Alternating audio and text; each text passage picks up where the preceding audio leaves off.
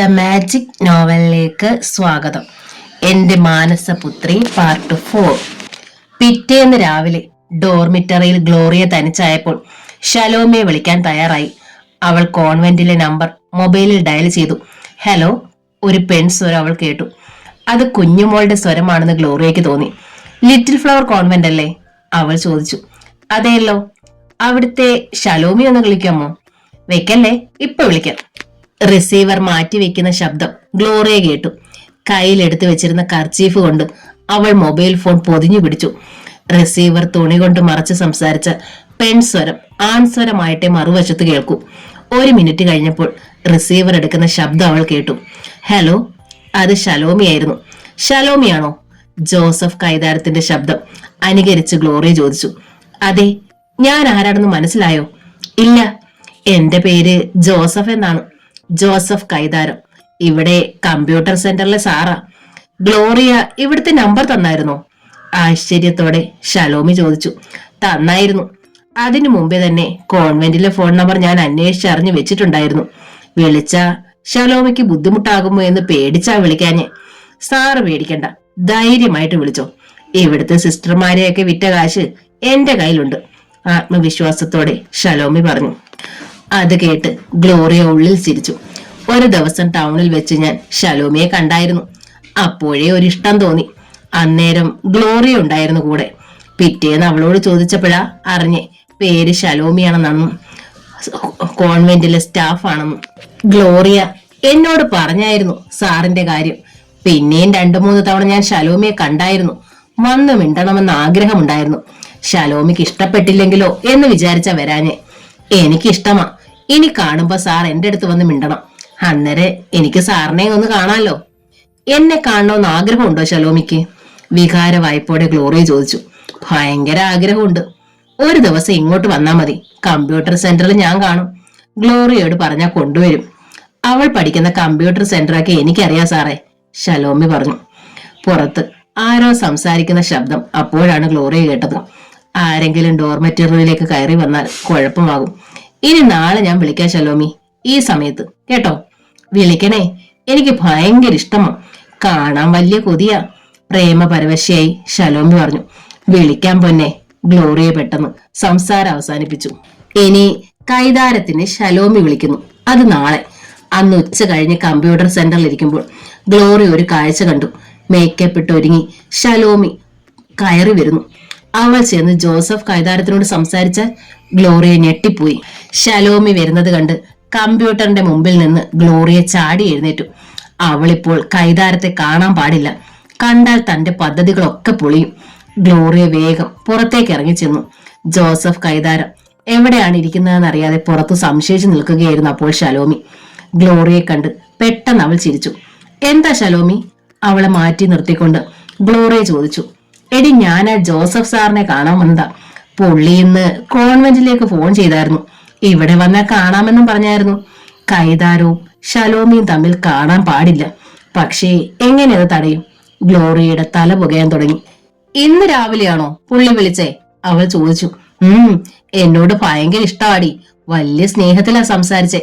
പുള്ളി ഒന്ന് കാണാണ്ടിരിക്കാൻ മേലെ എനിക്ക്. അതുകൊണ്ടാ ഉച്ച കഴിഞ്ഞപ്പോ തന്നെ ഇറങ്ങിയേ, ആവേശത്തോടെ ഷലോമി പറഞ്ഞു. നീ ചെയ്തത് ഭയങ്കര മണ്ടത്തരാ ഷലോമി. ഒരാൾ ഇഷ്ടമാണെന്ന് പറഞ്ഞപ്പോ തന്നെ നീ ചാടി കയറി ഇഷ്ടപ്പെടണോ? അങ്ങനെ ചെയ്താ വില പോകില്ലേടി. ഗ്ലോറിയ അവളെ ഒന്ന് തണുപ്പിക്കാൻ ശ്രമിച്ചു. നീ അയാളെ കണ്ടിട്ടില്ലല്ലോ, ഉണ്ടോ? ഗ്ലോറിയ ചോദിച്ചു. ഇല്ല. കാണാത്ത ഒരാളെ എങ്ങനെയാടി പ്രേമിക്കുന്നേ? പക്ഷേ അയാൾ കാണാനൊക്കെ സുന്ദരനാണെന്ന് നീ പറഞ്ഞായിരുന്നല്ലോ. ഗ്ലോറിയക്ക് ഉത്തരം മുട്ടി. പറഞ്ഞായിരുന്നു. എന്നാലും അയാൾ നിന്നെ കണ്ട് ഇഷ്ടപ്പെട്ടു. അതുപോലെ നീ അയാളെ കണ്ട് ഇഷ്ടപ്പെടണം. എന്നിട്ട് വേണം പ്രേമിക്കാൻ. അതാണ് അതിന്റെ ഒരു സ്റ്റൈല്. ഗ്ലോറിയ ഒന്ന് തിരിഞ്ഞു നോക്കി. കൈതാരം പുറത്തേക്കെങ്ങാൻ ഇറങ്ങി വന്നാൽ സംഗതി പൊളിയും. അതിനാടി ഞാൻ ഇപ്പൊ വന്നത്, അയാളെ കാണാൻ, ഷലോമി പറഞ്ഞു. പക്ഷേ ഇപ്പൊ അയാളോട് മിണ്ടരുത്. അതാണ് ബുദ്ധി. നീ രഹസ്യമായിട്ട് കണ്ടിട്ട് പോണം. എന്നിട്ട് പറയണം നീ വന്ന് കണ്ടു, ഇഷ്ടായിന്ന്. സമ്മതത്തോടെ ഷലോമി തല കുലുക്കി. നീ അകത്തേക്ക് എന്റെ കൂടെ വരണം. ഹാളിലേക്ക് വരുമ്പോ ഇടതുവശത്തൊരു മുറിയുണ്ട്. അതിനകത്ത് നീല ഷർട്ടിട്ട് ഒരാൾ ഇരിപ്പുണ്ട്. അതാ കൈതാരം. ഒറ്റ തവണ അങ്ങോട്ട് നോക്കാവൂ, മനസ്സിലായോ? ഒന്നും മിണ്ടരുത്. ഇല്ല, ശലോമിയുടെ കയ്യിൽ പിടിച്ചുകൊണ്ട് അവൾ ഹാളിലേക്ക് നടന്നു.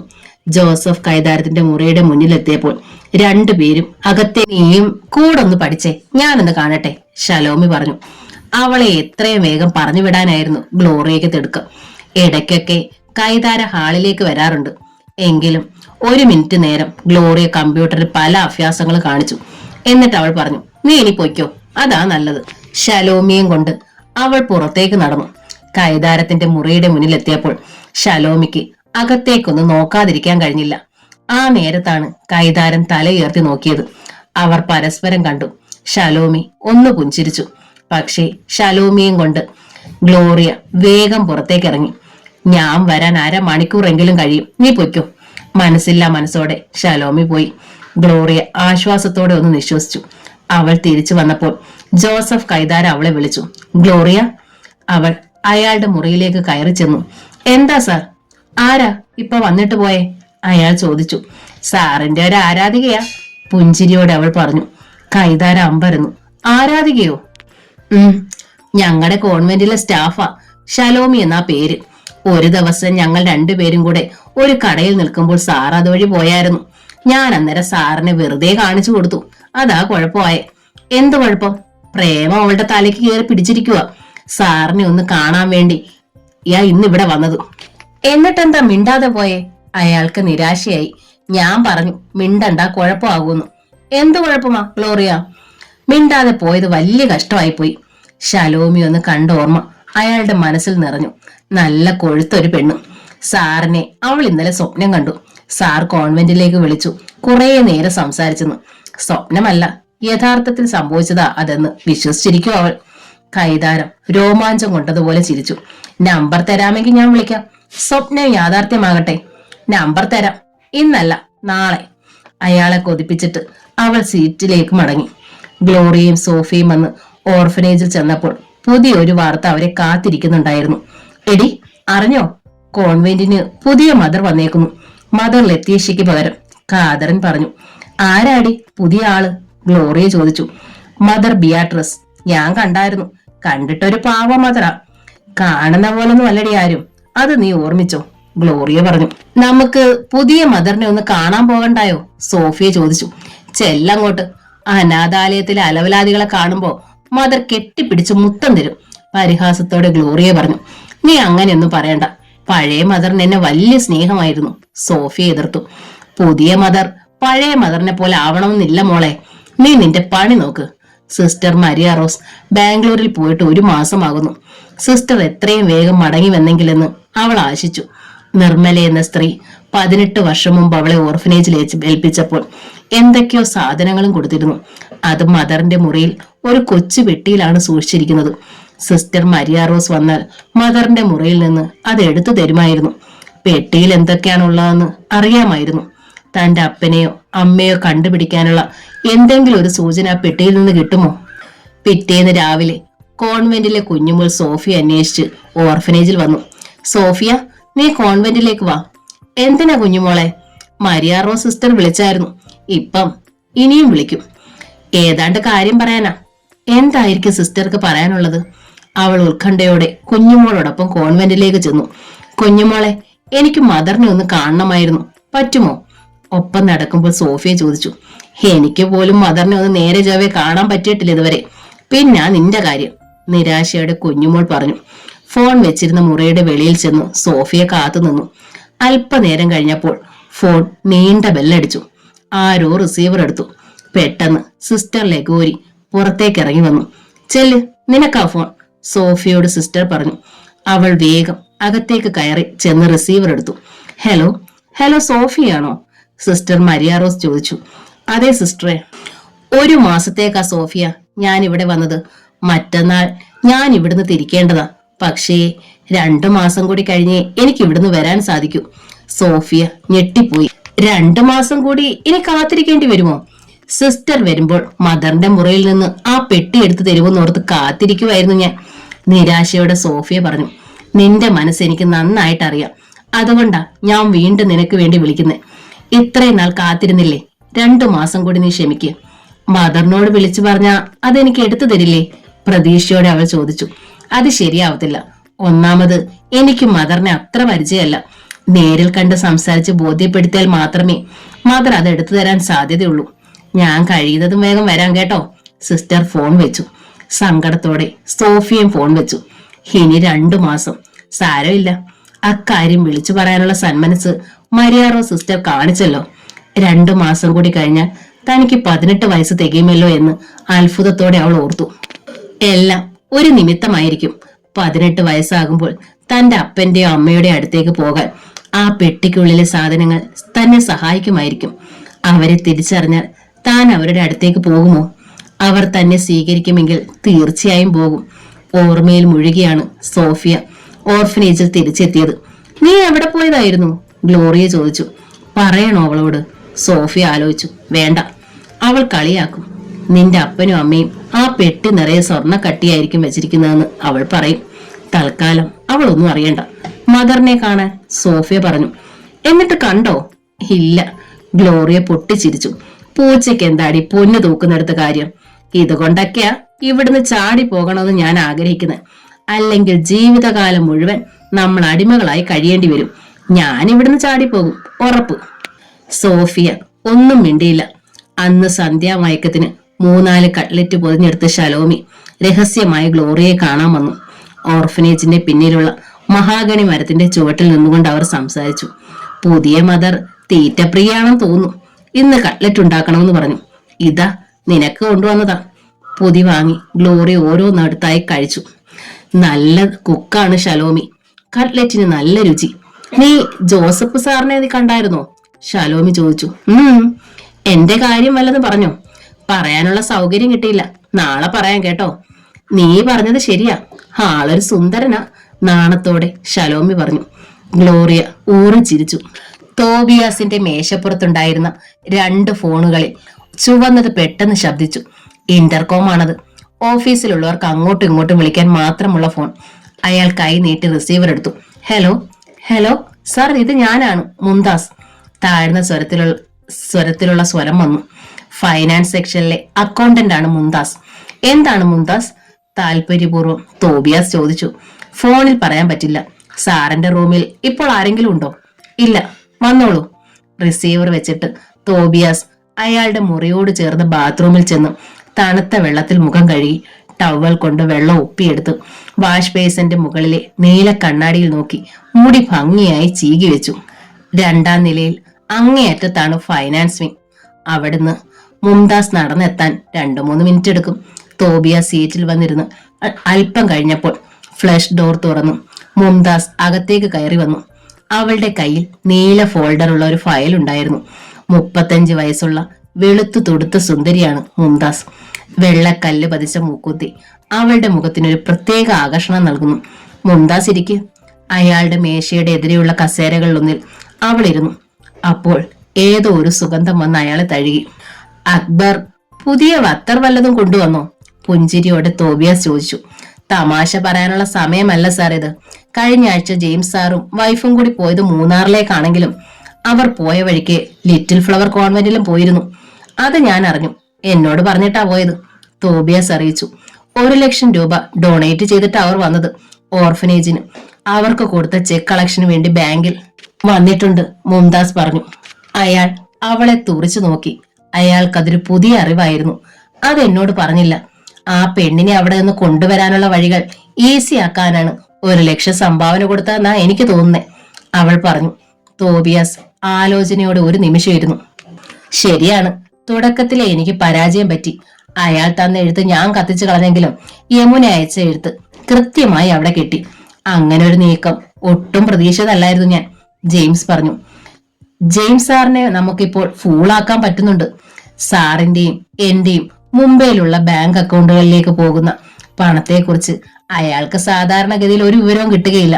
പക്ഷേ ആ പെണ്ണിന്റെ കാര്യം നമുക്ക് വിശ്വസിക്കാൻ പറ്റില്ലല്ലോ, മുംതാസ് ആശങ്കപ്പെട്ടു. അതെ, അങ്ങനെ ഒരു പത്രപരസ്യം കൊടുത്ത് തന്തയെ കണ്ടുപിടിച്ച ആ പെണ്ണ് നിസ്സാരക്കാരിയല്ല. അവളെ പേടിക്കണം. അവൾ വന്നാൽ ഓഫീസിൽ വല്ല സ്ഥാനവും അവൾക്ക് ജെയിംസ് കൊടുത്താൽ നമ്മുടെ കാര്യം അപകടത്തിലാകും, തോബിയാസ് ഭയത്തോടെ പറഞ്ഞു. 1 മാസം നമുക്ക് എന്തെങ്കിലും ചെയ്യണം സാർ.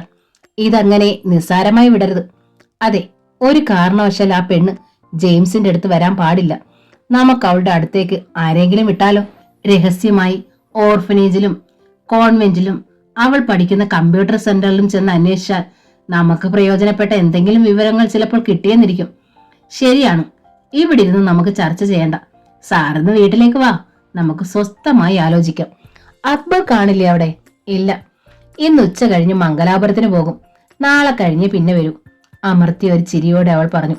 മുംതാസ് പറഞ്ഞതിന്റെ അർത്ഥം തോബിയാസിന് മനസ്സിലായി. ഞാൻ വരാം 7:30 ഞാൻ കാത്തിരിക്കും. അവൾ എഴുന്നേറ്റ് ഡോർ തുറന്ന് പുറത്തേക്ക് ഇറങ്ങിപ്പോയി. അന്ന് തോബിയാസ് വീട്ടിൽ ചെന്നപ്പോൾ 7 മണിയായി. അയാൾ വേഗം കുളിച്ച് ഡ്രസ് ചെയ്തു. എവിടെ പോവാ? അത് കണ്ട് മേഴ്സിക്കുട്ടി ചോദിച്ചു. ക്ലബിലൊന്ന് പോണം. ഞാൻ വരുമ്പോ 9 അയാൾ കാറെടുത്ത് മുംതാസിന്റെ വീട്ടിലേക്ക് പോയി.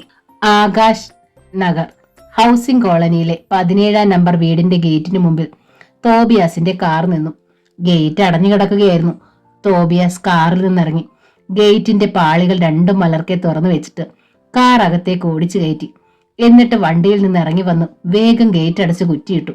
കാറിന്റെ ഹെഡ്ലൈറ്റിൽ നിന്നുള്ള വെളിച്ചം കണ്ട് മുംതാസ് 2ാം നിലയിൽ നിന്ന് വേഗം താഴേക്ക് ഇറങ്ങി വന്നു. അവൾ ഡ്രോയിങ് റൂമിൽ വന്ന് മുൻവാതിൽ തുറന്നപ്പോഴേക്കും തോബിയാസ് സിറ്റ് ഔട്ടിലേക്ക് കയറി കഴിഞ്ഞിരുന്നു. സാർ കൃത്യസമയത്ത് തന്നെ വന്നല്ലോ, പുഞ്ചിരിയോടെ മുംതാസ് പറഞ്ഞു. തോബിയാസ് ഡ്രോയിങ് റൂമിലേക്ക് കയറിയപ്പോൾ മുംതാസ് വാതിലടച്ചു. സാർ ഇരിക്കെ. തോബിയാസ് സെറ്റിയിലേക്ക് ഇരുന്നുകൊണ്ട് അവളെ ഒന്ന് നോക്കി.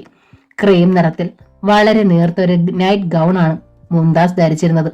ശരീരവടിവുകൾ വ്യക്തമായി കാണാമായിരുന്നു. കുളി കഴിഞ്ഞ് അവൾ മുടി ഉണക്കാൻ വിതർത്തിട്ടിരുന്നു. ഷാനുമോൾ എന്തേ? തോബിയാസ് ചോദിച്ചു. ഞാൻ ഇവിടെ ഉണ്ടങ്കിളെ. ഷാനുമോൾ അവളുടെ മുറിയിൽ നിന്ന് ഇറങ്ങി വന്നു. കാറിന്റെ ശബ്ദം കേൾക്കുമ്പോൾ അവൾക്കറിയാം തോബിയാസ് വന്നു എന്ന്. തോബിയാസ് അങ്കിൾ വരുമ്പോഴൊക്കെ അവൾക്ക് എന്തെങ്കിലും കൊണ്ടുവരാതിരിക്കില്ല. ഇതാ മോൾക്കാണ് ചോക്ലേറ്റിന്റെ പാക്കറ്റ്. അയാൾ അവൾക്ക് നീട്ടി. Thank you uncle. മുംതാസ് പുഞ്ചിരിയോടെ അത് നോക്കി നിന്നു. മോൾ പോയിരുന്ന് പഠിച്ചോ, ചോക്ലേറ്റ് മമ്മി വെച്ചേക്കാം, രാത്രി തിന്നണ്ട, മുംതാസ് പറഞ്ഞു. ചോക്ലേറ്റ് മമ്മിയുടെ കയ്യിൽ കൊടുത്തിട്ട് ഷാനു അനുസരണയോടെ അവളുടെ മുറിയിലേക്ക് പോയി. മോൾക്ക് വല്ല സംശയവും? തോബിയാസ് ചോദിച്ചു. ഹേയ്, അവൾ കുട്ടിയല്ലേ സാറേ.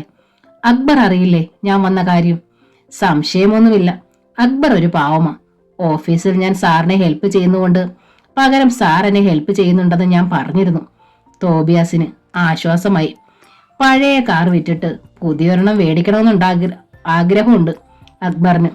ഏത് മോഡൽ കാർ അക്ബറിന് വേണ്ടത്? പുള്ളിക്ക് അങ്ങനെ പ്രത്യേകിച്ച് നിർബന്ധമൊന്നുമില്ല. എന്നാലും ഞാൻ എന്റെ ഒരു ആഗ്രഹം പറയാം, കൊതിപ്പിക്കുന്ന നോട്ടത്തോടെ മുംതാസ് പറഞ്ഞു. സാറിന്റെ കാർ വെള്ള നിറമുള്ള ഹോണ്ട സിറ്റി അല്ലേ? അതുപോലൊരു കാർ മേടിച്ചതാ. ഇടയ്ക്കൊക്കെ സാർ ഇവിടെ വരുമ്പോ ആരും സംശയിക്കത്തില്ല. സാറിന്റെ കാറ് കിടക്കുന്ന കാണുമ്പോ ഞങ്ങളുടെ കാറാണെന്ന് വിചാരിച്ചോളൂ, അവൾ പറഞ്ഞു. മുംതാസ് വിചാരിച്ച പോലല്ല. അവൾ ചിരിച്ചു. പതിയെ ചിരിക്കെ, മോൾ കേൾക്കും, അയാൾ ഓർമ്മിപ്പിച്ചു. കഥ കടച്ചിരിക്കുക, ശബ്ദം കേൾക്കത്തില്ല.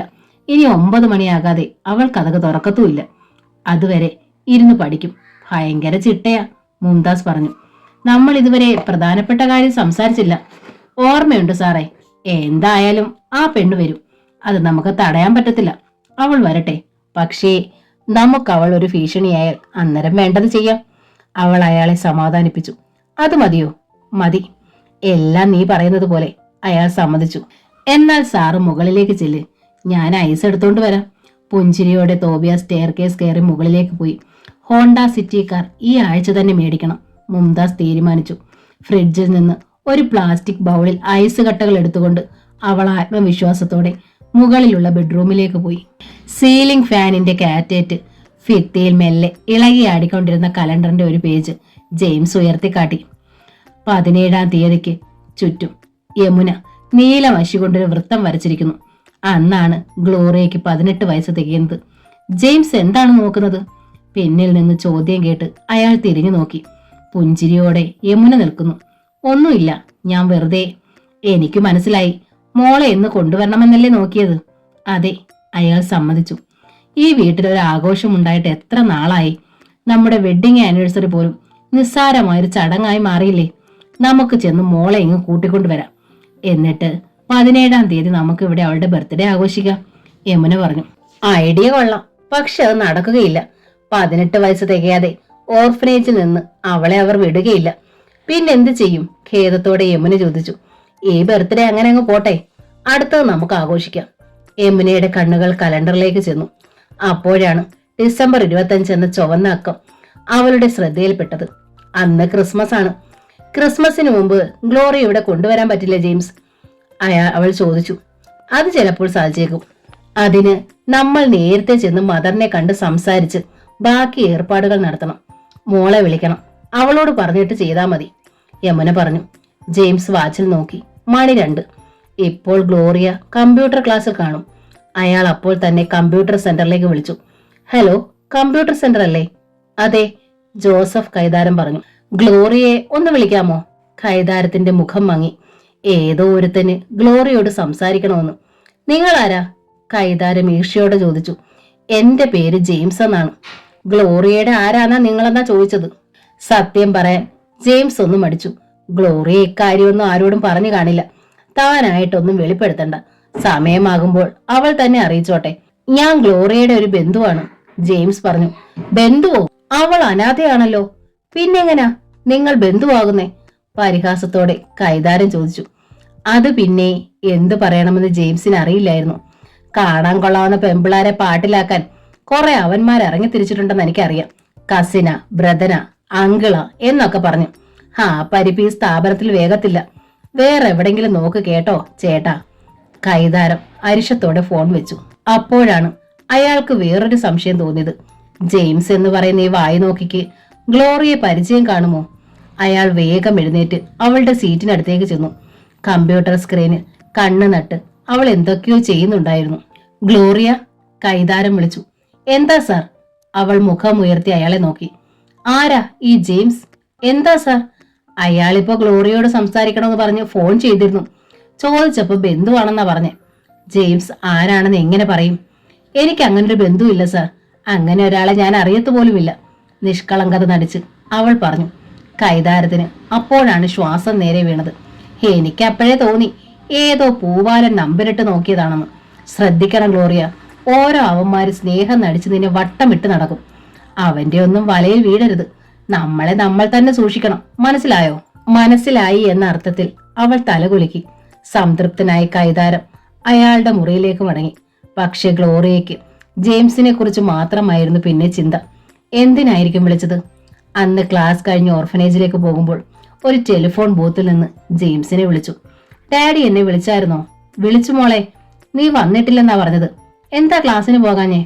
പോയിരുന്നു, കുറച്ച് ലേറ്റ് ആയെന്നേ ഉള്ളൂ. അപ്പോഴാ അറിഞ്ഞത് ഡാഡി വിളിച്ചെന്ന്. ഞാനിപ്പോ ഒരു ബൂത്തിൽ നിന്നാ വിളിക്കുന്നത്. ഞങ്ങൾ അവിടെ വന്ന് മദറിനെ കണ്ടെന്ന് സംസാരിച്ചാലോ എന്ന് വിചാരിക്കുകയാണ്. നേരത്തെ വന്ന് എല്ലാം അറേഞ്ച് ചെയ്താലല്ലേ 17-ാം തീയതി കഴിഞ്ഞ് നിന്നെ ഞങ്ങൾക്ക് ഇനി കൊണ്ടുവരാൻ പറ്റൂ. അത് നേരാണ്. ഞങ്ങൾ നാളെ അവിടെ വന്ന് മദറിനെ കാണാം. മോൾ അവിടെ ഉണ്ടാവില്ലേ? ഞാൻ എവിടെ പോകാനാ ഡാഡി? തീർച്ചയായും ഇവിടെ കാണും. ഉച്ച കഴിഞ്ഞ് ക്ലാസ്സിന് പോകും. ഞങ്ങൾ രാവിലെ വരും. പിറ്റേന്ന് രാവിലെ 11 മണിയായപ്പോൾ ജെയിംസും യമുനയും ലിറ്റിൽ ഫ്ലവർ കോൺവെന്റിലെത്തി. ആദ്യം അവർ സിസ്റ്റർ മാർട്ടിനെയാണ് കണ്ടത്. കോൺവെന്റിലെ പാർലറിൽ വെച്ചാണ് കൂടിക്കാഴ്ച നടന്നത്. ഞങ്ങൾ കഴിഞ്ഞ തവണ വന്നപ്പോൾ ഒരു കാര്യം പറഞ്ഞിരുന്നില്ലേ സിസ്റ്റർ? ഞങ്ങൾക്ക് മക്കളില്ലെന്ന്. ഒരു മോളെ ഇവിടുന്ന് ദത്തെടുക്കാൻ. ജെയിംസ് പറഞ്ഞു. നല്ല ഓർമ്മയുണ്ട്. ഇത്തിരി പ്രായമായൊരു കുട്ടിയാണ് വേണ്ടതെന്ന് നിങ്ങൾ പറഞ്ഞില്ലേ? സൽസ്വഭാവിയും സുന്ദരിയും ദൈവഭയവുമുള്ളൊരു കുട്ടിയെ ഞാൻ നിങ്ങൾക്ക് തരാം. ജനുവരി 20-ാം തീയതി കഴിഞ്ഞു. ആരാ സിസ്റ്റർ അത്? യമുന ചോദിച്ചു. സോഫി എന്നാണ് അവളുടെ പേര്. നിങ്ങൾ ഇത്തിരി കൂടി കാത്തിരുന്നാൽ മതി. ജനുവരി 20-ന് അവൾക്ക് 18 തികയും. കഴിഞ്ഞ തവണ വന്നപ്പോൾ സോഫിയെ കണ്ട കാര്യം ജെയിംസിനും യമുനയ്ക്ക് ഓർമ്മ വന്നു. പക്ഷേ ഞങ്ങൾക്ക് ഇഷ്ടപ്പെട്ടത് ഗ്ലോറിയാണ് സിസ്റ്ററെ, ജെയിംസ് പറഞ്ഞു. ഗ്ലോറിയയോ? ആശ്ചര്യത്തോടെ സിസ്റ്റർ മാർട്ടിനെ ചോദിച്ചു. അതെ, ഞങ്ങൾക്ക് അവളെ മതി, യമുന പറഞ്ഞു. ചട്ടമ്പിയാണ് ഗ്ലോറിയ. ആരെങ്കിലും അവളെ എതിർത്താൽ ഏതു വിധത്തിലും അവർക്ക് വേല വെക്കുന്നവളാണവൾ. Over smart. അവൾ ഇത്രയും നല്ലൊരു കുടുംബജീവിതം ആഗ്രഹിക്കുന്നില്ല. ഞാൻ പറയുന്നത് നിങ്ങൾ സോഫിയെ കൊണ്ടുപോകാനാണ്. അവൾ നിങ്ങളെ സ്വന്തം മകളെ പോലെ സ്നേഹിക്കും. നിങ്ങൾ അവളെ കൊണ്ട് ഒരു ബുദ്ധിമുട്ടും ഉണ്ടാവില്ല. ഒരു സെക്കൻഡ് ചോയ്സ് എന്ന നിലയിൽ ഞങ്ങൾ സോഫിയെ പരിഗണിക്കാം. പക്ഷേ ഗ്ലോറിയെ മതി ഞങ്ങൾക്ക്, ജെയിംസ് ഉറപ്പിച്ചു പറഞ്ഞു. എങ്കിൽ പിന്നെ അങ്ങനെ ആവട്ടെ, മനസ്സില്ലാ മനസ്സോടെ സിസ്റ്റർ സമ്മതിച്ചു. എത്രയും വേഗം അവളെ ഞങ്ങൾക്ക് ഇവിടുന്ന് കൊണ്ടുപോകണമെന്നുണ്ട്, യമുന പറഞ്ഞു. നിങ്ങളിരിക്കൂ, ഞാൻ മദറുമായി ഒന്ന് സംസാരിച്ചോട്ടെ. സിസ്റ്റർ മാർട്ടിന പാർലറിൽ നിന്ന് ഇറങ്ങിപ്പോയി. ജെയിംസും യമുനയും മുഖത്തോട് മുഖം നോക്കി. അല്പനേരം കഴിഞ്ഞപ്പോൾ മദർ ബിയാട്രിസുമൊത്ത് സിസ്റ്റർ മാർട്ടിന വന്നു. ജെയിംസും യമുനയും ആദരവോടെ എഴുന്നേറ്റു. മദർ, ഇതാണ് ഞാൻ പറഞ്ഞ മിസ്റ്റർ ജെയിംസും മിസ്സിസും. സിസ്റ്റർ അവരെ പരിചയപ്പെടുത്തി. ഓ, ഇരിക്കൂ, മദർ പറഞ്ഞു. അവർ 4 പേരും ഇരുന്നു. വെളുത്ത് അല്പം തടിച്ച പ്രകൃതമാണ് മദർ ബിയാട്രിസിൻ്റെത്. കാരുണ്യം നിറഞ്ഞ കണ്ണുകളായിരുന്നു. സിസ്റ്റർ മാർട്ടിന എന്നോടെല്ലാം പറഞ്ഞു. ഒരു അനാഥ പെൺകുട്ടിയെ സ്വന്തം മകളായി സ്വീകരിച്ച് അവളെ കുടുംബത്തിലേക്ക് ചേർക്കാൻ തീരുമാനിച്ചത് ശ്രേഷ്ഠമായൊരു കാര്യം തന്നെയാണ്. ജെയിംസിനും മിസ്സിസിനും എന്നും ദൈവകൃപയുണ്ടാവും, മദർ പറഞ്ഞു. ജെയിംസും യമുനയും മദറിന്റെ മുമ്പിൽ ഒന്ന് തല കുമ്പിട്ടു. മദർ അവരെക്കുറിച്ചുള്ള സകല കാര്യങ്ങളും ചോദിച്ചു മനസ്സിലാക്കി. അതെല്ലാം കേട്ടപ്പോൾ തൃപ്തിയാവുകയും ചെയ്തു. എന്തായാലും ഗ്ലോറിയോട് അവളുടെ സമ്മതം ചോദിക്കണമല്ലോ. ഗ്ലോറിയെ വിളിച്ചുകൊണ്ടുവരാൻ അപ്പോൾ തന്നെ കുഞ്ഞുമോളെ ഓർഫനേജിലേക്ക് വിട്ടു. ഗ്ലോറിയ ഡോർമിറ്ററിയിൽ ഉണ്ടായിരുന്നു. നിന്നെ 2 പേർ കാണാൻ വന്നിരിക്കുന്നു, വേഗം പാർലറിലേക്ക് വാ, കുഞ്ഞുമോൾ പറഞ്ഞു. ആരാണ് വന്നിരിക്കുന്നതെന്ന് ഗ്ലോറിയയ്ക്ക് മനസ്സിലായി. അവൾ വേഗം വേഷം മാറി മുടിയൊന്ന് കെട്ടി പാർലറിലേക്ക് ചെന്നു. മദർ ബിയാട്രിസും സിസ്റ്റർ മാർട്ടിനെയും ജെയിംസും യമുനയും അവിടെ കാത്തിരിക്കുകയായിരുന്നു. സങ്കോചം നടിച്ച് ഗ്ലോറിയ അവരുടെ മുന്നിൽ നിന്നു. ഇവർ ആരാണെന്ന് നിനക്കറിയാമോ? സിസ്റ്റർ മാർട്ടിനെ ചോദിച്ചു. സ്നേഹത്തോടെ ജെയിംസും യമുനയും അവളെ നോക്കി. അറിയാം, അവൾ തലകുലുക്കി. ഇവരുടെ മകളായി പോകാൻ നിനക്കിഷ്ടമാണോ? മദർ ചോദിച്ചു. മദറിന്റെയും സിസ്റ്ററിന്റെ അനുവാദം ഉണ്ടെങ്കിൽ പോകാൻ എനിക്ക് ഇഷ്ടമാ, അവൾ നിഷ്കളങ്കത നടിച്ചു പറഞ്ഞു. നിനക്ക് നല്ലൊരു ജീവിതം കിട്ടുന്നതിൽ ഞങ്ങൾക്ക് സന്തോഷമേ ഉള്ളൂ ഗ്ലോറിയ. ശരി, പൊയ്ക്കോളൂ, മദർ പറഞ്ഞു. ജെയിംസിനെയും യമുനെയും കൃതജ്ഞതയോടെ നോക്കിയിട്ട് ഗ്ലോറിയ മെല്ലെ പാർലറിൽ നിന്നിറങ്ങി. പുറത്ത് കിടക്കുന്ന വലിയ കാർ കണ്ട് അവൾ സന്തോഷിച്ചു. താൻ ഇതിൽ സ്ഥിരമായി യാത്ര ചെയ്യുന്ന കാലം അധികം ദൂരെയല്ല. അപ്പോൾ ഇനി ഗ്ലോറിയെ മകളായി സ്വീകരിക്കാൻ ആഗ്രഹിക്കുന്നു എന്ന് കാണിച്ച് ഒരപേക്ഷ തരണം. ആ അപേക്ഷ ജെയിംസിന്റെ ഇടവക പള്ളിയിലെ വികാരി റെക്കമെൻഡ് ചെയ്യണം. ഗ്ലോറിയ പോയി കഴിഞ്ഞപ്പോൾ ജെയിംസിനോടായിട്ട് മദർ ബിയാട്രിസ് പറഞ്ഞു. അത് രണ്ടും ചെയ്യാം. ശരിയായ മാർഗത്തിലൂടെ ഗ്ലോറിയെ ഇവിടെ നിന്ന് ഏറ്റെടുത്തു കൊണ്ടുപോകണമെന്നാണ് ഞങ്ങളുടെ ആഗ്രഹം, ജെയിംസ് പറഞ്ഞു. എല്ലാ കാര്യങ്ങളും ചർച്ച ചെയ്തു കഴിഞ്ഞ് ജെയിംസും യമുനയും യാത്ര പറഞ്ഞിറങ്ങി. നാളെ തന്നെ അപേക്ഷ തയ്യാറാക്കണം. എന്നിട്ട് പുത്തൻ പറമ്പിൽ അച്ഛനെ കാണണം. കാര്യങ്ങൾ വേഗം നീങ്ങട്ടെ, എന്നാലേ ക്രിസ്മസിന് മുമ്പ് ഗ്ലോറിയെ നമുക്ക് കൊണ്ടുവരാൻ പറ്റൂ, കാർ ഓടിക്കുന്നതിനിടയിൽ ജെയിംസ് പറഞ്ഞു.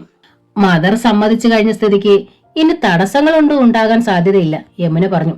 നമ്മൾ കോടിക്കണക്കിന് സ്വത്ത് സമ്പാദിച്ചില്ലേ, എന്നിട്ട് നമുക്ക് എന്തെങ്കിലും മനസ്സുഖം കിട്ടിയോ? പക്ഷേ ദൈവം നമ്മുടെ പ്രാർത്ഥന കേട്ടെന്ന് തോന്നുന്നു. നമുക്ക് സ്നേഹിക്കാൻ ഒരു മകൾ, അതും സ്വന്തം രക്തത്തിൽ പിറന്ന ഒരു മകൾ നമ്മുടെ വീട്ടിലേക്ക് വരാൻ പോവുകയല്ലേ.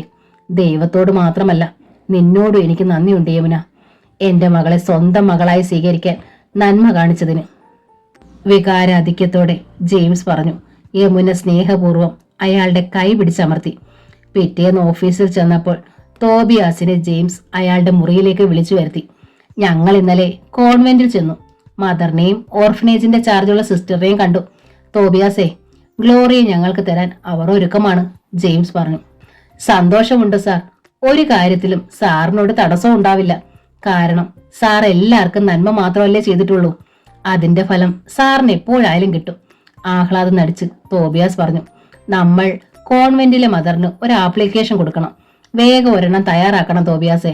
Sir, details തന്നാട്ടെ. ബിൻസിയെ കൊണ്ട് ഇപ്പൊ തന്നെ ഞാനത് ഡ്രാഫ്റ്റ് ചെയ്യിക്കാം. ഓർഫനേജിന്റെ മേൽവിലാസവും മറ്റു വിവരങ്ങളും ജെയിംസ് പറഞ്ഞു കൊടുത്തു. കമ്പ്യൂട്ടറിൽ തയ്യാറാക്കിയ പ്രിന്റ് ചെയ്ത അപേക്ഷ 1 മണിക്കൂറിനകം ജെയിംസിന്റെ മേശപ്പുറത്തെത്തി.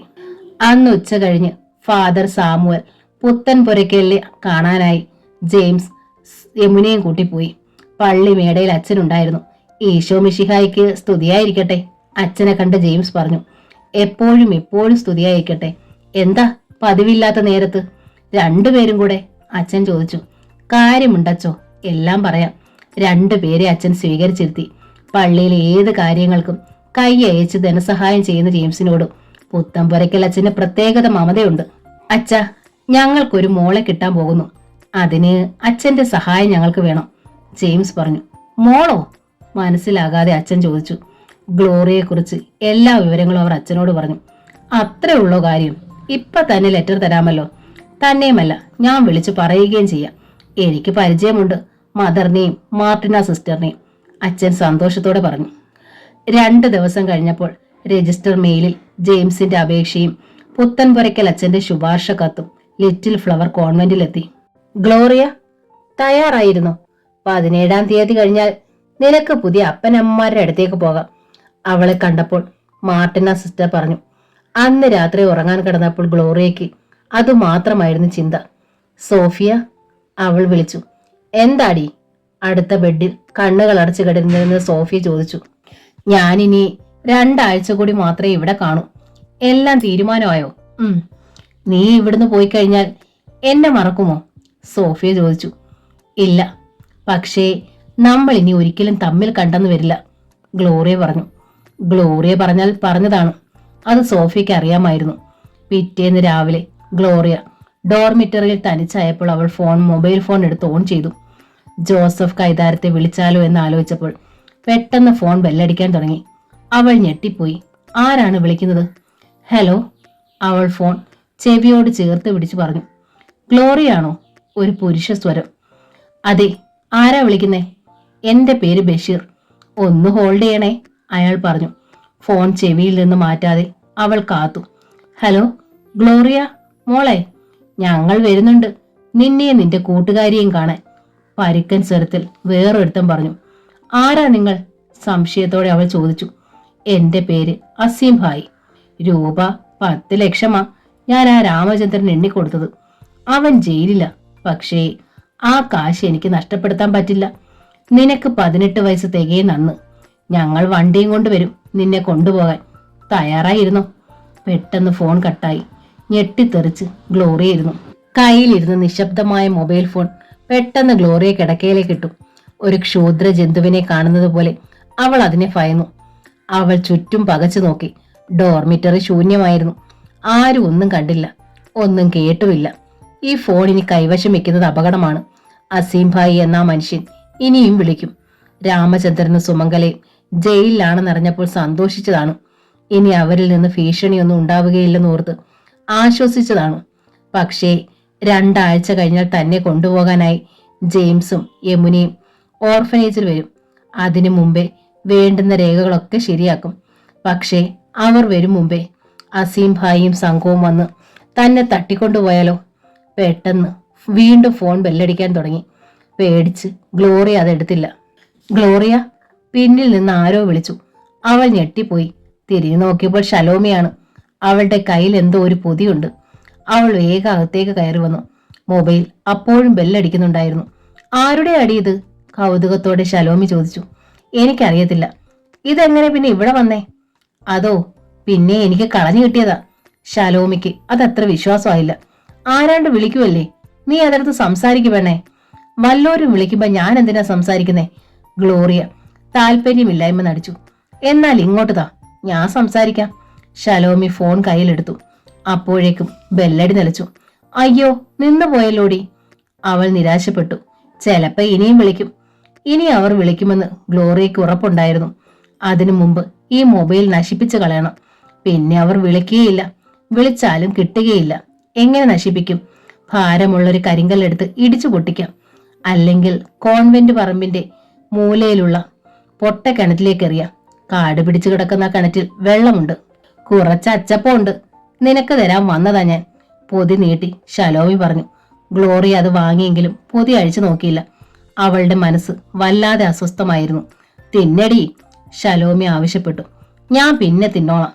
എവിടുന്നാടി നിനക്ക് ഈ ഫോൺ കിട്ടിയേ? ശലോമി വീണ്ടും ചോദിച്ചു. അതോ, പിന്നെ ഞാൻ ഇന്നലെ സ്റ്റാമ്പ് മേടിക്കാൻ പോസ്റ്റ് ഓഫീസിൽ പോയപ്പോ അത് അടച്ചു വെക്കുന്നു. ഒരൊറ്റ മനുഷ്യരില്ല.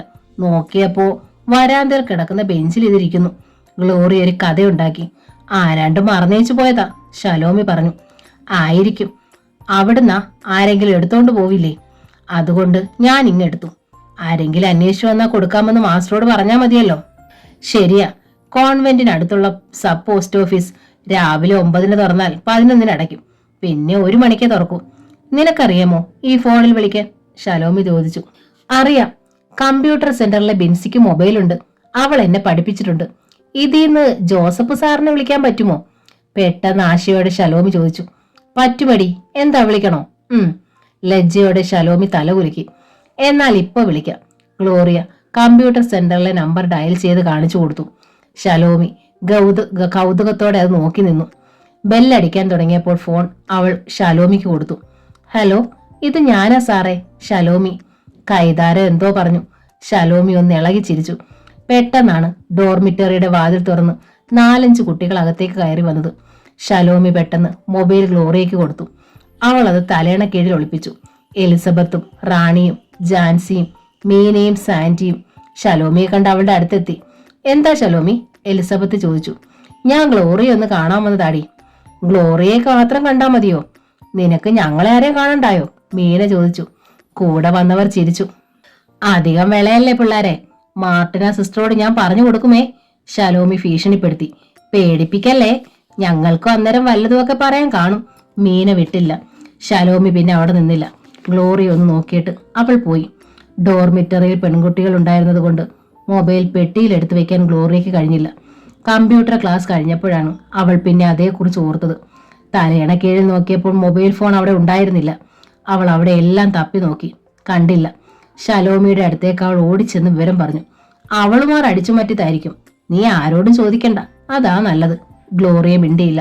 അന്ന് രാത്രിയിൽ ജോലിയെല്ലാം കഴിഞ്ഞ് സ്വസ്ഥമായപ്പോൾ ഷലോമി സ്റ്റോർ മുറിയിലെ ഭിത്തി അലമാരയിൽ നിന്ന് ഒഴിഞ്ഞ ഡാൾഡെ ടിന്നെടുത്ത് തുറന്നു. അതിൽ ഗ്ലോറിയയുടെ മൊബൈൽ ഫോൺ ഉണ്ടായിരുന്നു. ഇനി ഇപ്പോൾ എപ്പോൾ വേണമെങ്കിലും ജോസഫ് സാറിനെ വിളിച്ച് എത്ര നേരം വേണമെങ്കിലും സംസാരിക്കാം. ഗ്ലോറിയയ്ക്ക് കളഞ്ഞു കിട്ടിയ ഫോൺ കളഞ്ഞു പോയെന്ന് തന്നെ അവൾ വിചാരിക്കട്ടെ. പെട്ടെന്നാണ് ഫോൺ ബെല്ലടിക്കാൻ തുടങ്ങിയത്. ഷലോമി ഞെട്ടിപ്പോയി. ആരായിരിക്കും ഇപ്പോൾ വിളിക്കുന്നത്? കോൾ ബട്ടണിൽ വിരലമർത്തിയിട്ട് ഷലോമി ഫോൺ ചെവിയോട് ചേർത്ത് വെച്ചു. ഹലോ, ഗ്ലോറിയല്ലേ? ഒരു പുരുഷ ശബ്ദം ചോദിച്ചു. അല്ല. ശബ്ദം മാറ്റി സംസാരിച്ച് നീ എന്നെ കളിപ്പിക്കാൻ നോക്കണ്ട. നിന്നെ കണ്ടിട്ടില്ലെങ്കിലും എനിക്ക് നിന്റെ ശബ്ദം കേട്ടാ മനസ്സിലാവും. നിനക്ക് പനിയാ അല്ലേ? ആരാ സംസാരിക്കുന്നേ? ബഷീറിന്റെ സംസാരം കേട്ടിട്ട് നിനക്ക് മനസ്സിലായില്ലേ മോളെ? അസീം ഭായ് മുംബൈയിലേക്ക് പോയി. നിന്നെ വിളിച്ച് കാര്യം സംസാരിക്കാൻ എന്നെ ഏൽപ്പിച്ചിരിക്കുക. എന്ത് കാര്യം? ചുമ്മാതൊന്നുമല്ല ഞങ്ങൾ നിന്നെ കൊണ്ടുപോകുന്നേ. ആഹാരം, താമസിക്കാൻ വീടും തരും. പിന്നെ മാസം 25,000 രൂപയും. നിനക്ക് സ്വപ്നം കാണാൻ പറ്റുന്ന കാര്യമാണോ ഇത് വല്ലതും? ഷലോമി ഒന്ന് ആലോചിച്ചു. 25,000 രൂപ ശമ്പളം, താമസിക്കാൻ വീട്, പിന്നെ ആഹാരം. എന്ത് ജോലിക്കാ? ബഷീർ ഒന്ന് ചിരിച്ചു. അപ്പം തിന്നാ പോരായോ? കുഴി എണ്ണണോ മോളെ? വേറെ ആരും അറിയാതിരിക്കാനാ നിനക്ക് ഞങ്ങൾക്ക് നല്ലത്. വരരുതോ? വരാം, പെട്ടെന്ന് ഷലോമി പറഞ്ഞു. അതാ ബുദ്ധി. ഞാൻ ഇന്ന് തന്നെ ഭായിയോട് വിളിച്ചു പറയാം. ഞങ്ങൾ വണ്ടി എടുത്തോണ്ട് വരാം. നീ എവിടെ കാണുമെന്ന് പറഞ്ഞാ മതി. എന്നാ വരുന്നേ? തീയതിയൊക്കെ വഴി പോലെ അറിയിക്കാം. പിന്നെ വിളിക്കാം കേട്ടോ. ശരി. ഫോൺ പെട്ടെന്ന് കട്ടായി. ജീവിതകാലം മുഴുവൻ കോൺവെന്റിൽ ജോലി ചെയ്താൽ പോലും 25,000 രൂപ ഒന്നിച്ച് കാണാൻ കിട്ടുകയില്ല. ദൈവമായിട്ട് ഇപ്പോൾ ഒരു വഴി തുറന്നു വന്നിരിക്കുന്നു. ഷലോമി ഉത്സാഹത്തോടെ അവളുടെ മുറിയിലേക്ക് നടന്നു. JJ എഡ്യൂക്കേഷണൽ ട്രസ്റ്റിന്റെ ബോർഡ് മീറ്റിംഗിൽ ഇരിക്കുമ്പോഴാണ് ജെയിംസിന്റെ മൊബൈലിൽ ആ കോൾ വന്നത്. സൈലന്റ് മോഡിലായിരുന്നു അപ്പോൾ ഫോൺ. അതുകൊണ്ട് ബെല്ല് കേട്ടില്ല. എങ്കിലും ഹാൻഡ്സെറ്റ് അയാളുടെ മേശപ്പുറത്തിരുന്ന് വൈബ്രേറ്റ് ചെയ്തു. അയാളതെടുത്ത് നോക്കി. നമ്പറിന്റെ കോഡ് കണ്ടപ്പോൾ ആ വിളി ഗ്ലോറിയയുടേതാണെന്ന് അയാൾക്ക് തോന്നി. എക്സ്ക്യൂസ് മീ, ഒരു മിനിറ്റ്. ക്ഷമാപണത്തോടെ ജെയിംസ് എഴുന്നേറ്റ് കോൺഫറൻസ് ഹാളിന്റെ അറ്റത്തേക്ക് ചെന്നു നിന്നു. ഹലോ ഡാഡി, ഞാനാണ്, ഗ്ലോറിയ പറഞ്ഞു. മോളാണ് വിളിക്കുന്നത് എനിക്ക് തോന്നി. എവിടെയാണ്? ബൂത്തിൽ നിന്നാണ്. ഡാഡി ബിസിയാണോ? ഞാനിപ്പോൾ ഒരു മീറ്റിംഗിലാണ്. 1/2 മണിക്കൂർ കഴിഞ്ഞ് മോൾക്ക് ഒന്നുകൂടി വിളിക്കാമോ? വിളിക്കാൻ ഡാഡി. ട്രസ്റ്റിന്റെ കീഴിലുള്ള വിവിധ വിദ്യാഭ്യാസ സ്ഥാപനങ്ങളുടെ മേധാവികൾ പങ്കെടുക്കുന്ന മീറ്റിംഗ് ആയിരുന്നു അത്. അഡ്മിനിസ്ട്രേറ്റീവ് മാനേജർ എന്ന നിലയിൽ തോബിയാസം ഉണ്ടായിരുന്നു മീറ്റിംഗിൽ. ഫോണുമായി ജെയിംസ് എഴുന്നേൽക്കുന്നതും മാറി നിന്ന് സംസാരിക്കുന്നതും തോബിയാസ് ശ്രദ്ധിക്കാതിരുന്നില്ല. മീറ്റിംഗ് സമയത്ത് സാധാരണ ഫോൺ കോളുകൾ വന്നാൽ ജെയിംസ് അറ്റൻഡ് ചെയ്യാറില്ല. പിന്നെ അങ്ങോട്ട് വിളിക്കാറേ ഉള്ളൂ. സ്വന്തമായി ഫോണില്ലാത്ത ആരോ ആയിരിക്കും വിളിച്ചതെന്ന് തോബിയാസ് ഊഹിച്ചു. അതാരായിരിക്കും? ഗ്ലോറിയ, അല്ലാതെ വേറെ ആരാകാനാണ്? ജെയിംസ് വേഗം തിരിച്ചു വന്ന് മീറ്റിംഗിൽ പങ്കെടുത്തു. വെറുതെ സംസാരിച്ചിരുന്ന് സമയം കളയാതെ മീറ്റിംഗ് വേഗം പൂർത്തിയാക്കാൻ ചെയർമാൻ എന്ന നിലയിൽ അയാൾ ശ്രദ്ധിച്ചു. മീറ്റിംഗ് കഴിഞ്ഞ് ജെയിംസ് തന്റെ മുറിയിലേക്ക് പോയി. അല്പനേരം കഴിഞ്ഞപ്പോൾ വീണ്ടും ഗ്ലോറിയയുടെ വിളി വന്നു. മീറ്റിംഗ് കഴിഞ്ഞോ ഡാഡി? അവൾ ചോദിച്ചു. കഴിഞ്ഞു മോളെ. എല്ലാ ദിവസവും എന്തെങ്കിലും കോൺഫറൻസോ മീറ്റിംഗോ ഇന്റർവ്യൂ ഒക്കെ കാണും. എല്ലാം ഒറ്റയ്ക്ക് ഞാൻ ചെയ്യണം. യമനയ്ക്ക് ഇതിലൊന്നും താല്പര്യമില്ല. മോൾ വന്നാൽ ഓഫീസിൽ എനിക്കൊരു ഹെൽപ്പ് ആകുമെന്നാ എന്റെ പ്രതീക്ഷ. തീർച്ചയായും ഞാൻ ഓഫീസിൽ വന്ന് സഹായിക്കാൻ ഡാഡിയെ. ഞങ്ങളുടെ വൈസ് പ്രിൻസിപ്പൽ ജോസഫ് കൈതാരം ആളൊരു ശപ്പന. ഇങ്ങോട്ട് ആരെങ്കിലും വിളിച്ചാൽ അത്യാവശ്യമാണെന്ന് പറഞ്ഞാലും പുള്ളി തരത്തില്ല. അതുകൊണ്ടാ ഞാനിപ്പം ബൂത്തിന്ന് വിളിക്കുന്നത്. അത് നന്നായി മോളെ. എന്തായാലും ഇനി അധിക ദിവസം കാത്തിരിക്കണ്ടല്ലോ. 18-ാം തീയതി മോളെ ഞങ്ങൾക്ക് തരാമെന്നാണ് മാർട്ടിന സിസ്റ്ററും മദർ ബിയാട്രിസും സമ്മതിച്ചിരിക്കുന്നത്. ഞാനും ദിവസങ്ങൾ എണ്ണിക്കൊണ്ടിരിക്കുക ഡാഡി. ഇനി 10 ദിവസം കൂടിയുണ്ട്. 10 ദിവസം കാത്തിരുന്നാ മതിയല്ലോ എന്നാണ് ഞങ്ങളുടെ ആശ്വാസം. ഡാഡിയെ വിളിച്ചിട്ട് ഞാൻ മമ്മിയെ വിളിച്ചു. ഞങ്ങൾ ഒരുപാട് സംസാരിച്ചു. കയ്യിലിരുന്ന കാശെല്ലാം തീർന്നു ഡാഡി. അത് കേട്ടപ്പോൾ ജെയിംസിന്റെ മനസ്സിലൊരു നീറ്റൽ അനുഭവപ്പെട്ടു. കഴിഞ്ഞ തവണ ചെന്നപ്പോൾ അവൾക്ക് കുറച്ച് പണം കൊടുക്കേണ്ടതായിരുന്നു, വിട്ടുപോയി. ഓർഫനേജിൽ ആർക്ക് അവൾക്ക് കാശ് കൊടുക്കാനാണ്? ഇടയ്ക്കൊരു ദിവസം ഞാൻ വരാം മോളെ. ജെയിംസ് സംസാരിച്ചു കഴിഞ്ഞ് ഫോൺ കട്ട് ചെയ്തു. അന്ന് ഉച്ചയ്ക്ക് ഊണ് കഴിക്കാൻ പേൾവ്യൂവിൽ ചെന്നപ്പോൾ ഗ്ലോറിയെ വിളിച്ച കാര്യം യമുന പറഞ്ഞു. നാളെ നമുക്ക് മോളെ ഒന്ന് കാണാൻ പോയാലോ? ജെയിംസ് ചോദിച്ചു. പോകാം, എനിക്കും ആഗ്രഹമുണ്ട്, യമുന പറഞ്ഞു. പിറ്റേന്ന് രാവിലെ അവർ ലിറ്റിൽ ഫ്ലവർ കോൺവെന്റിലേക്ക് തിരിച്ചു. 11 മണിയായപ്പോൾ അവർ അവിടെ എത്തി. മാർട്ടിന സിസ്റ്റർ അവർക്ക് വേണ്ടി ഗ്ലോറിയെ പാർലറിലേക്ക് വിളിപ്പിച്ചു. മോളെ കൊണ്ടുപോകുന്നതുവരെ അവളുമായി സംസാരിക്കാൻ ഞങ്ങൾ ഈ മൊബൈൽ ഫോൺ കൊണ്ടുവന്നിട്ടുണ്ട്. ഞങ്ങളത് അവൾക്ക് കൊടുത്തോട്ടെ സിസ്റ്ററെ? ജെയിംസ് ചോദിച്ചു. വേണ്ട മിസ്റ്റർ ജെയിംസ്, ഇവിടെ ഞങ്ങൾ മൊബൈൽ ഫോൺ അനുവദിക്കുകയില്ല. ഒരാഴ്ച കൂടി കഴിഞ്ഞാൽ നിങ്ങൾക്ക് അവളെ കൊണ്ടുപോകാമല്ലോ. അപ്പോൾ 24 മണിക്കൂർ നിങ്ങൾക്ക് അവളോട് സംസാരിക്കാം, ചിരിച്ചുകൊണ്ട് സിസ്റ്റർ പറഞ്ഞു. ശരി സിസ്റ്റർ, ഞങ്ങൾ 18-ാം തീയതി ഇതേ സമയത്ത് വരും. അന്ന് ഞങ്ങൾക്ക് ഗ്ലോറിയെ കൊണ്ടുപോകാമല്ലോ. തീർച്ചയായും.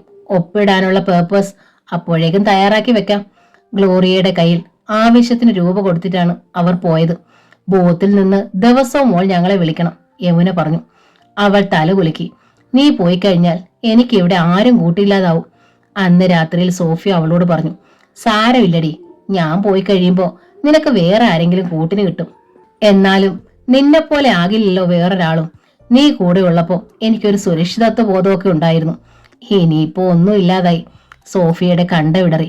ഗ്ലോറിയ ഒന്നും മിണ്ടിയില്ല. മനസ്സ് ദുർബലമാകാൻ പാടില്ല, അവൾ സ്വയം ശാസിച്ചു. ഡിഗ്രി പാസ്സാകുമോ എന്ന് എനിക്കറിയത്തില്ല മോളെ.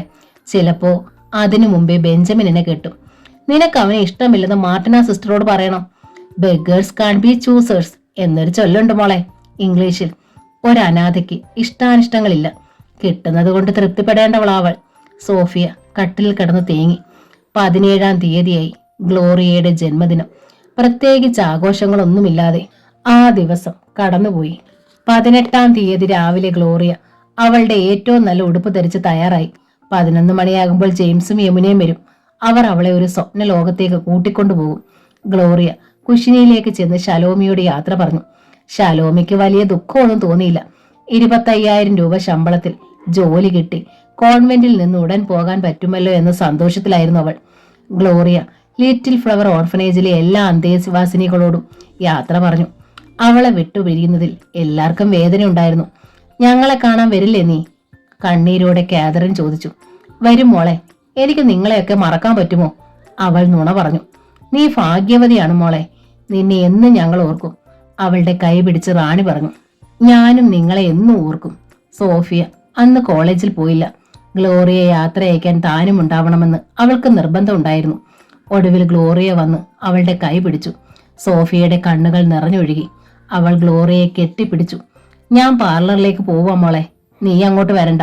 നിന്നെ കണ്ടാൽ ഞാൻ പൊട്ടിക്കരഞ്ഞു പോവും, ഗ്ലോറിയ പറഞ്ഞു. കണ്ണീരോടെ സോഫിയ തലകുലുക്കി. എല്ലാവരെയും നോക്കി കൈ വീശിയിട്ട് ഗ്ലോറിയ പാർലറിലേക്ക് പോയി അവിടെ ഇരുന്നു. അല്പം കഴിഞ്ഞപ്പോൾ കാറിൽ ജെയിംസും യമുനയും വന്നു. ജെയിംസിന് ഒപ്പിടാനുള്ള എഗ്രിമെന്റുകൾ കോൺവെന്റിന്റെ ഓഫീസിൽ തയ്യാറാക്കി വെച്ചിട്ടുണ്ടായിരുന്നു. അതിൽ ഒപ്പിട്ട് മദറിന്റെയും സിസ്റ്ററിന്റെയും സാന്നിധ്യത്തിൽ ജെയിംസും യമുനയും ഗ്ലോറിയെ ഏറ്റുവാങ്ങി. അന്തേവാസികൾക്ക് കൊടുക്കാനായി അവർ സ്വീറ്റ്സ് കൊണ്ടുവന്നിരുന്നു. കാറിൽ നിന്ന് അതെടുത്ത് ജെയിംസ് സിസ്റ്റർ മാർട്ടിനെ ഏൽപ്പിച്ചു. നന്നായി വരും മോളെ, കർത്താവ് നിന്നെ അനുഗ്രഹിക്കും. മദർ ബിയാട്രിസ് ഗ്ലോറിയയുടെ ശിരസിൽ കൈവച്ച് ആശീർവദിച്ചു.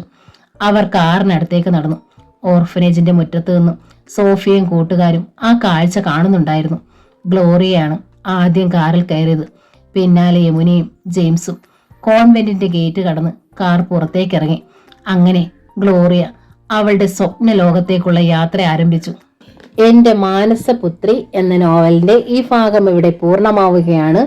ഈ നോവൽ നിങ്ങൾക്ക് ഇഷ്ടമായെങ്കിൽ ലൈക്ക് ചെയ്ത് ഷെയർ ചെയ്ത് സബ്സ്ക്രൈബ് ചെയ്യണേ. Thank you.